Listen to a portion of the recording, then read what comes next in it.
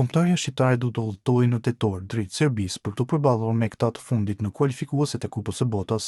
Në prag të këtij takimi, Olsi Rama ka dhënë një intervistë ekskluzive në Top Channel ku rrëfen 11 vite pas në kohë, teksa ndodhej në Beograd. Ai ka treguar se në Serbi shkoi me një mikun e tij dhe përjetoi një atmosferë të tensionuar që në hyrje të stadiumit. Gjatë ndeshjes, Rama tha se tensioni u rritet më shumë, veçanërisht pas tentativës për gol të Mërgim Mavrajt dhe më pas situata eskaloi, ku dhe u desh ndërhyrja e forcave të sigurisë. Teksa Mavraj provoi të shënonte nga një goditje këndi, ne u emocionuam dhe tifozët serb u kthyen duke na sharë.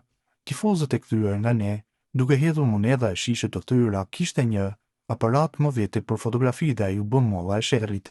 Pasi me akuzuan që ky ka komanduar dronin, në momentin pas dronit u dend policia tek ne dhe u fut dikush me uniform blu, tha ai, teksa më tej vjoj duke shtuar se me vete kishte edhe pasaportën amerikane, gjë e cila sipas këtij mund të ketë ndihmuar në mënyrën se si u trajtua.